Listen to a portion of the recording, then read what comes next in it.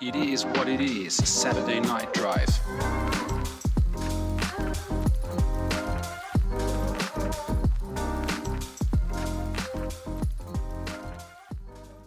Alright everybody, it's the It Is What It Is Saturday Night Drive. SND shortly. Yours SND. truly. Us. Yes. Which are Chandler. and me Tim. And today is me. yeah, May the 4th be with you. It's a special day today. Yes.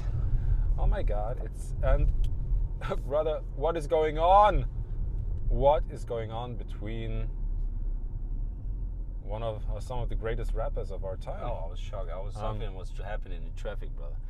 Yeah. Nope. Yeah. Another traffic. Shit's wild. So So wild. rest in peace, Drake, Aubrey Graham. You may have your comeback, but right now you have come on your back. So The biggest comeback. Kim Kim Kardashian.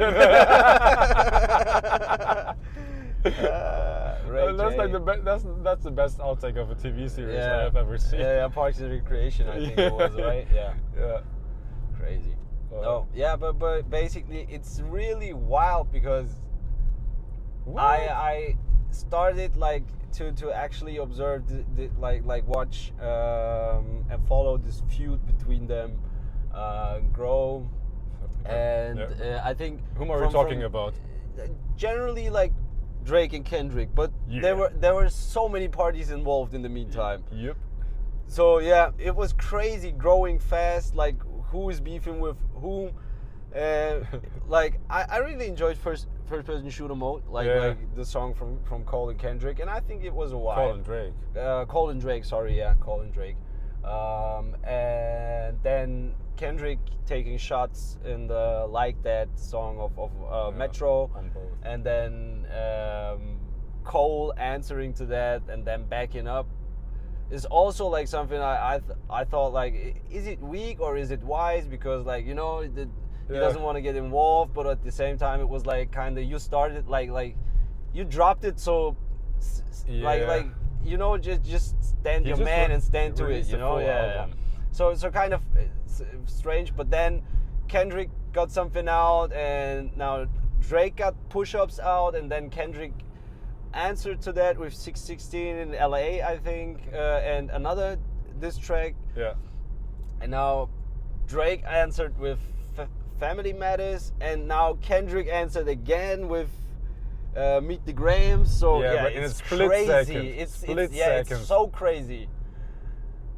He had that in his pocket already, man. Yeah. There was some pre-calculated shit, to be honest. Yeah, and it was like I was losing my mind for real, like, because it was so out of nowhere. Like especially the last two songs, like coming like back to back. Yeah. It was crazy.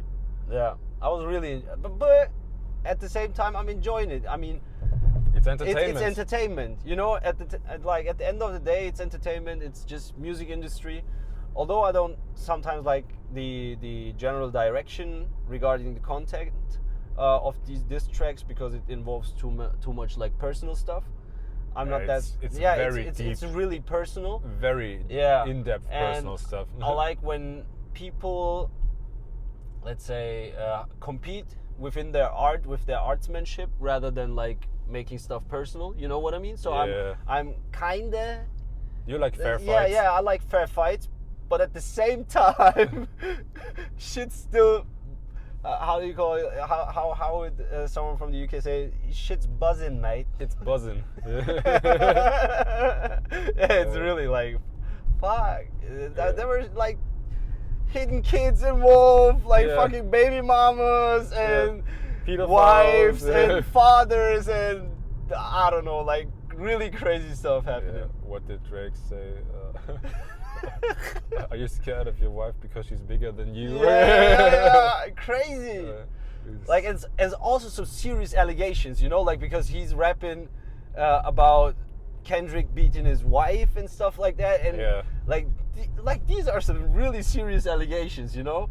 And Kendrick, on the contrary, like talking about like maybe another child that Drake like Yeah. is a deadbeat father too. So yeah, like Yeah, but serious listen, stuff. when is the last time that we had like beef in the rap industry on such a high level?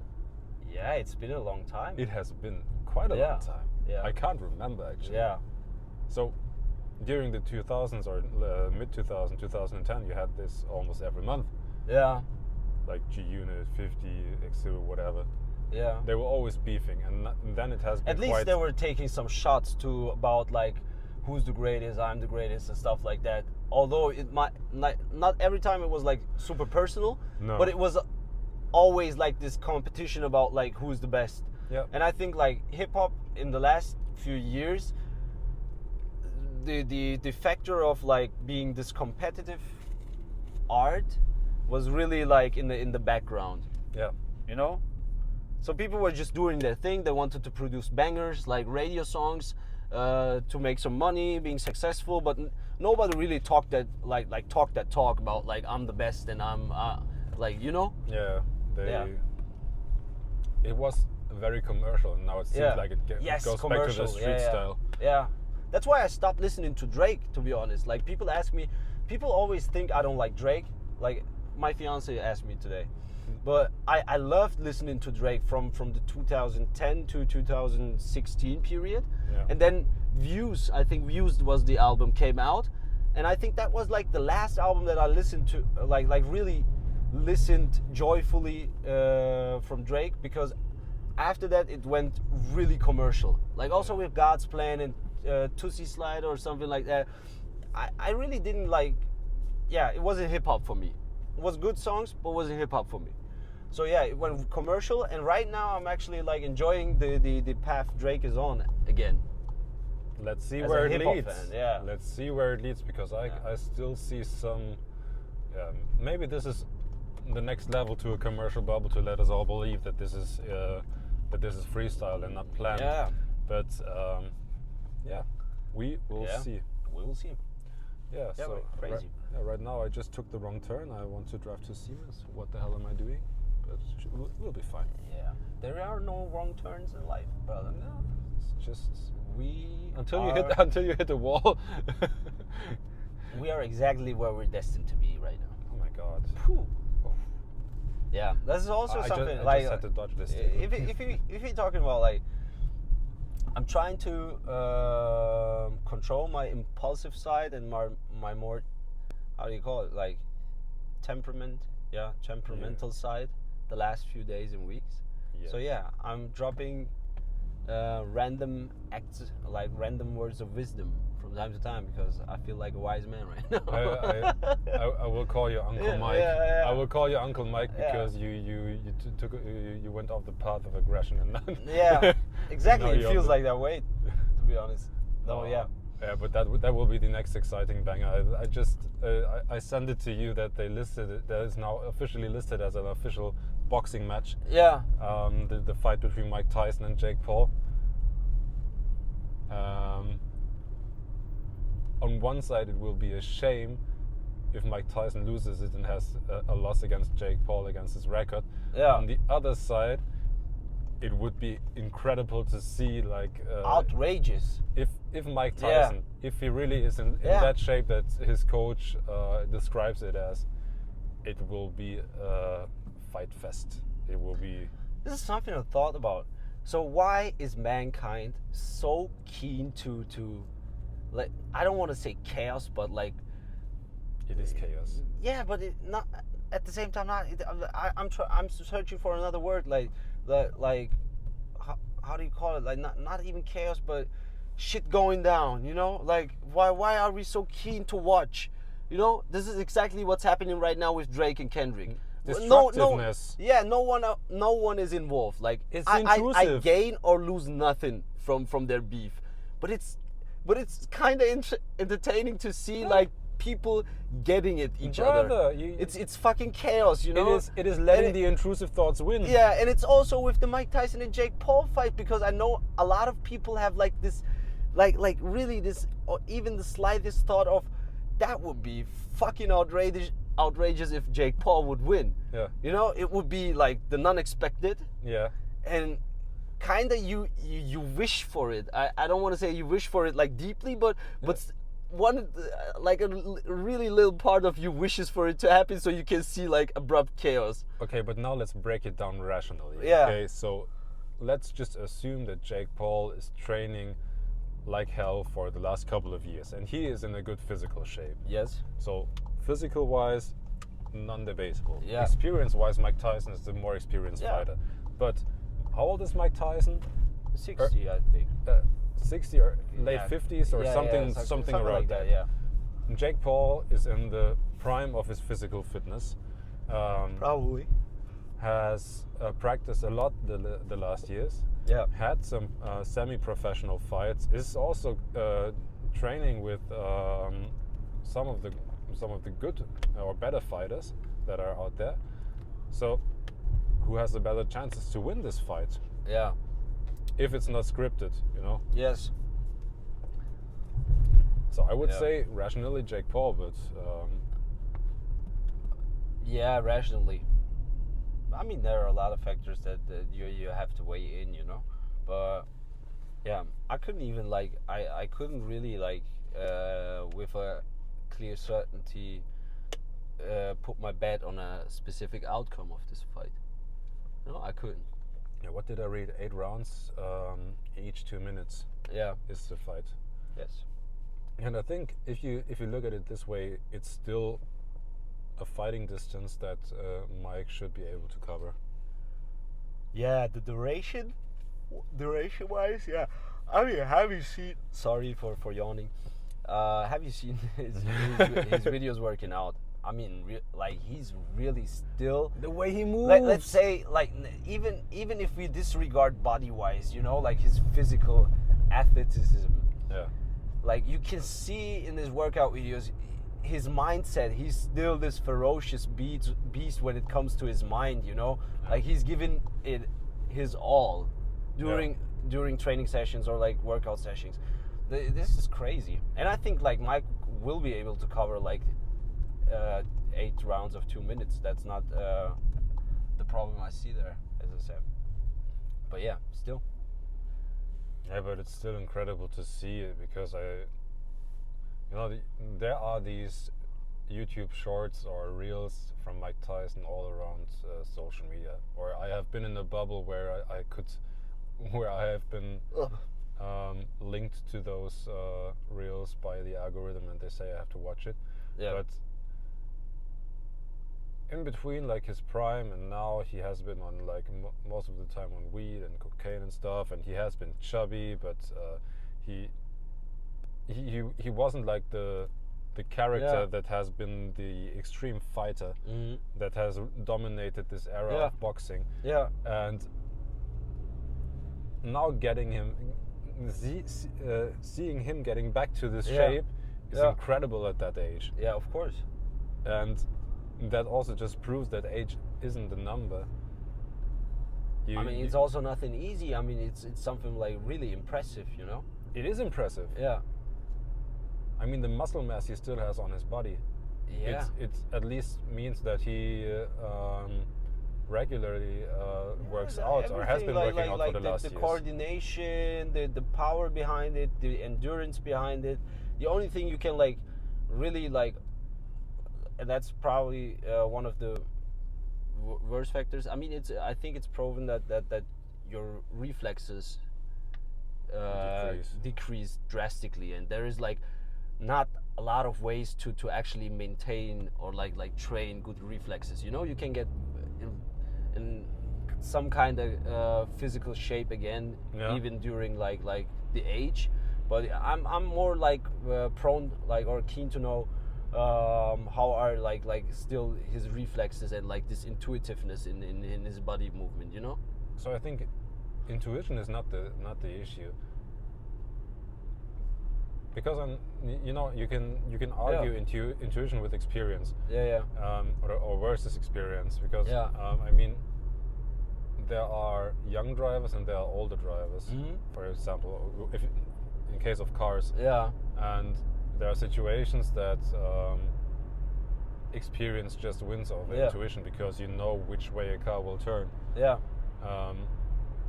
But yeah, it will be very interesting to see. I don't know if I will follow the fight, but maybe even we do like a special event where we live stream us watching the fights. Yeah. But why not? Would be so. If you're interested in this, let us know. Let us know. Send us a DM, and we'll make it happen. I will probably watch the fight. Yeah. Let's say most definitely. IIWII Fight Night. Yes. Oh, really? And we're placing bets, and the winner has to fight Mike Tyson in the next match. Yeah. I mean, I wouldn't do that. Oh, I bet you would. Does insurance cover this? There will be some limitations. If you wanted to fight Mike Tyson professionally, does your insurance cover this? Because it's, I mean, like, do they categorize him even as human? Maybe a car insurance will pay for it. Yeah, maybe a truck insurance, the machine, something like that. Yeah, it's incredible. Yeah, incredible stuff happening lately. Yes, and I think the word for me was not chaotic, but outrageous. You know, like taboos, like outrageous stuff. People want to see stuff deviating from normal or from the expected. You know what I mean? Sorry that I made like this mind shift because I was still searching for this word in my mind, but you know how I mean that, right?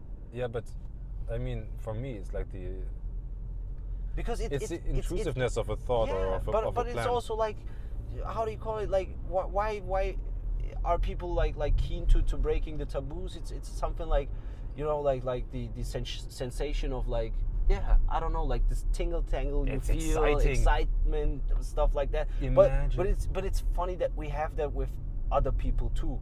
Like you want to see someone else maybe knocked out because it's like fucking exciting and outrageous. You know what I mean? I think it's the same reason why you chuckle when somebody trips in front of you. Yeah, probably. And there's a good German word for that. Schadenfreude. Schadenfreude, yeah. Yeah. It's when you're happy when something bad happens to someone else. Yeah. You're not happy, but you're jolly. You're jolly. Funny. Yeah, you're jolly. You're not happy. Yeah, true. Freude means happiness, but sorry. You see, we're listening to, as you can like hear, some of us listen to Jordan Peterson a lot because you have to be precise with your words. And now we just have to make the voice shift to, you have to be precise. Oh, it's important to be more precise. But he's good.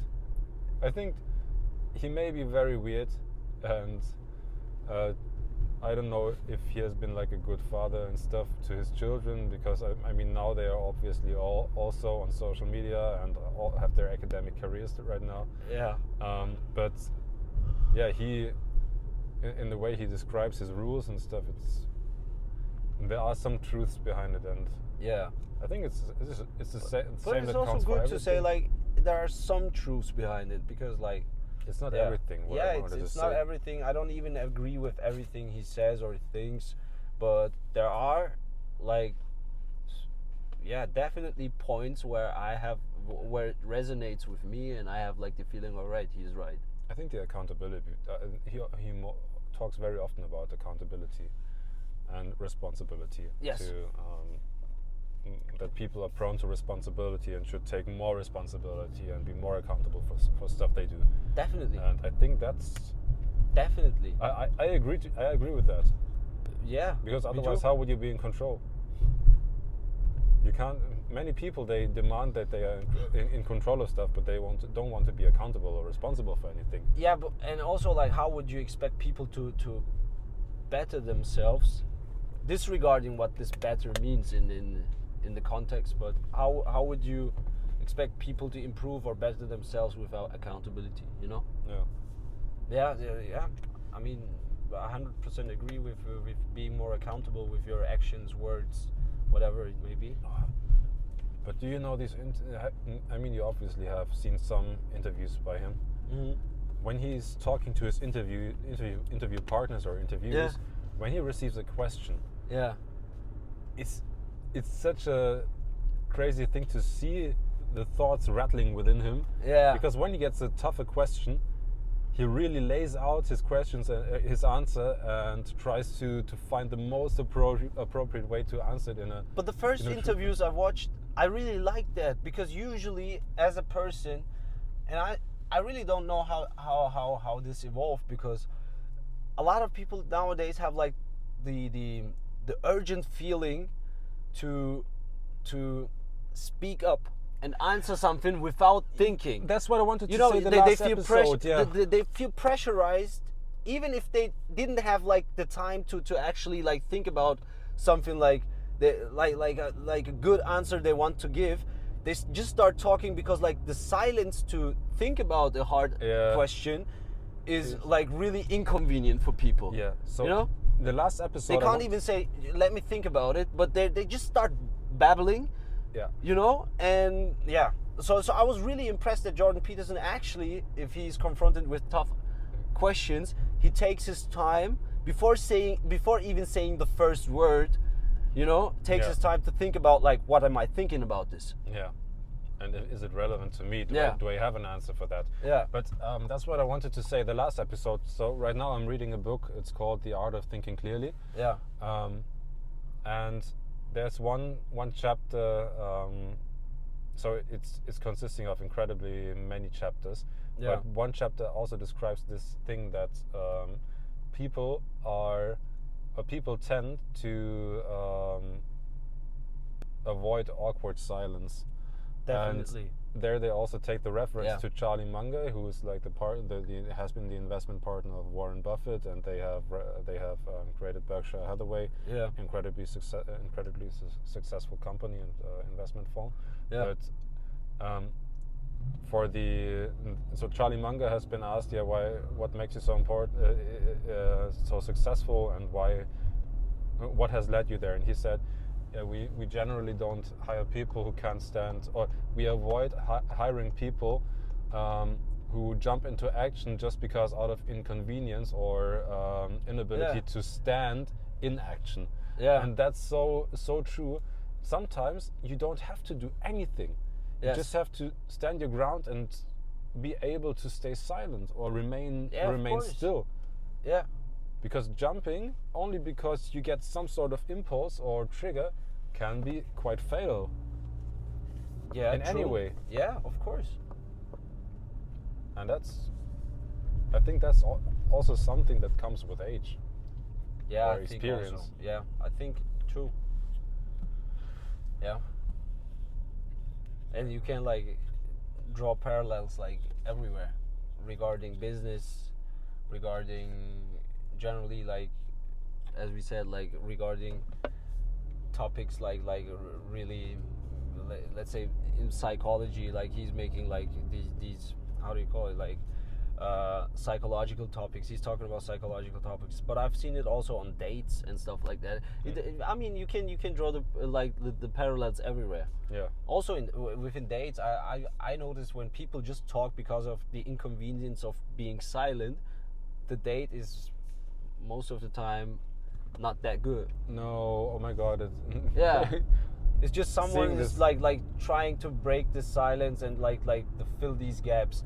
And but it's awkward as hell. But do you know these guys who really can't lead a conversation? Mm-hmm. So I have seen this so many times. There's like this guy with a girl on a table, and I don't know by which means they have reached out to each other. Mostly it's maybe Tinder or anything. Yeah. And then they sit on the table, and she's obviously interested, and she's so kind and even asks him questions.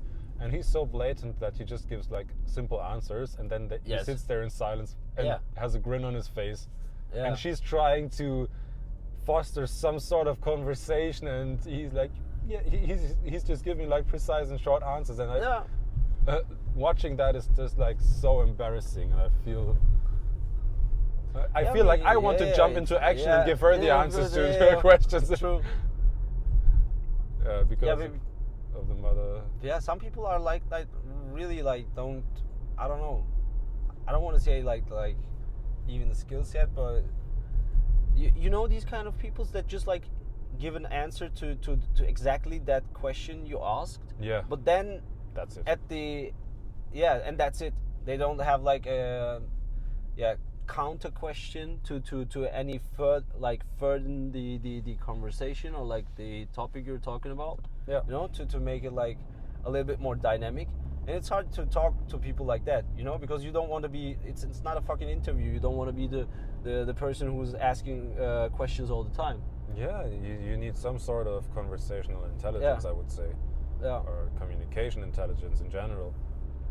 I mean, it also shows just like the interest. You know, if you tell me, if you ask me something, and like what is your hobbies, and I tell you it's just football, and then don't have the counter question to at least ask you. So what are your hobbies, or like just to say, do you also like football or stuff like that?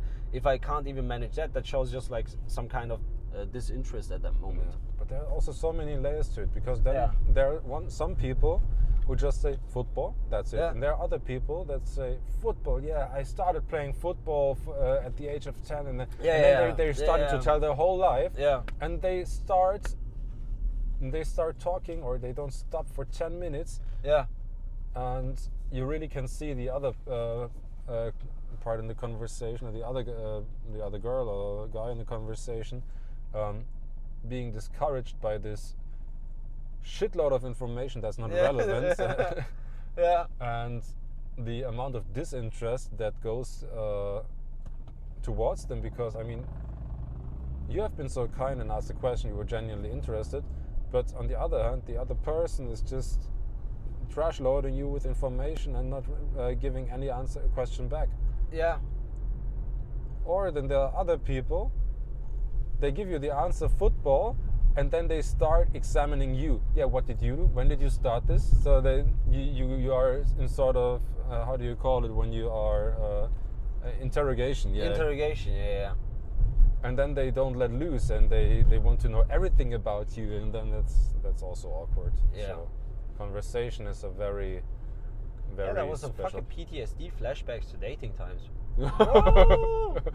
Relax, brother. Relax. I'm joking, but yeah, I just wanted to lay out. It's just not like on the professional. Like, it's not only professional mannerism to be able to uphold a good, decent conversation, but it's also like in our like private lives, you know. Yeah, but you should be able to do both. Like the social aspect. Yeah, but in the professional life, you can always, I would say, fall back to this rational conversationalism. Yeah. That you have like this ground set of rules, and you can follow that during meetings and business interactions, and that's fine. And you don't have to get too social and too personal. And I think that for me, at least, that's one part that I can work with, but not all part, because I'm a very emotional human. I act by emotion. I think I really had to learn rationality, and so that's like the main thing that I function by is emotion, and reason and being rational has come later into my life. But true. It's the same for me. Also for conversations, I try to, if I speak to people, I'm genuinely interested. I really want to know what they do and who they are as a person, what they stand for, and I'm interested because that's the way I understand them. And so most people can't. So many people have tried to be shitting me and gaslighting me, but honestly, most of the time I find out if somebody's being authentic with me or not. True. I can realize that within the first, I would say, 10 seconds of a conversation. Yeah. Also, I don't even know what to say at that point. You don't have to say anything. Yeah, I agree with you. It's great that we're here outside. I agree with you. I really enjoyed this drive tonight. Yeah, I really needed this, man. It's doing good, it's a good drive. Definitely. But I think there's also like different aspects why people are like this. Like you have like at the one hand you have like this individual upbringing, if you're like more emotional, rational, or whatever. But you have like the cultural aspects.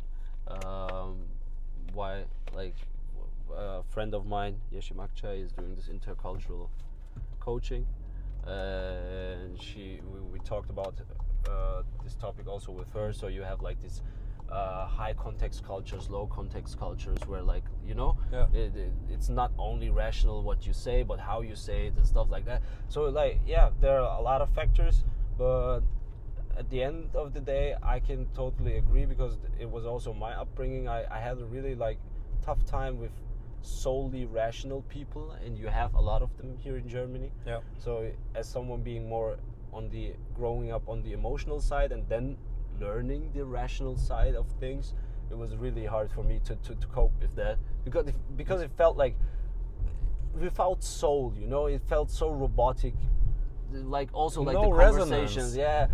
Also the conversations, I always had like the struggle to actually, that was then disinterest from my side. If someone was so rational and so robotic, I was like, brother, I can't listen to you, you know, like, because everything feels dead inside me when you start talking. There is no enthusiasm, there is no like, there's something like authenticity, enthusiasm, nothing about that person, but solely rational. And I can't like, still I have a hard time like really coping with that outside of the professional space, you know. So I'm gonna stay emotional AF, brothers and sisters, because that's the way it is. It is what it is, and we are who we are. Yes. And now we're gonna go and play a round of backgammon. An emotional For round everybody who's of watching, backgammon. that's it. And emotional means we are just gonna enjoy the game, just like the moment, being joyful, not counting fucking dices and stuff like that. You know, not that rational. It's not that rational. So this is the emotional part of the Saturday night. Just having some cozy talks, drinking something, and playing a round of backgammon. And no matter what you do, feeding the soul. No matter what you do, you should always enjoy the game. No matter what kind of game you take part in. It's chess, not checkers, bitch. Oh, bro. Yeah. So, everybody, as always, we wish you a wonderful night. Yes. And I don't know, do you have a line from any of the diss tracks you want to close this podcast with? No, I don't. You don't? I really don't. Then I would finish it off with a standard line that you always sing. What is it? With a brand new whip just hopped in. Really? You put me on that spot and now I forget it. You always sing it, bro. It's this Jack Harlow song. I don't even know. Like it's just a radio banger. Don't mommy just watching, or like brand new whip just hopped in. Brand new whip just hopped in. But what was the fucking first part? Okay, exercise for the next episode. You have to start the next episode with this line. Okay. Yes, I will. Promise. Right. Yeah. Promise. Deal, brother. Yeah. Deal. So everybody, have a wonderful night. Peace out. Peace out. You know what it is. It is what it is. We love you. Bye.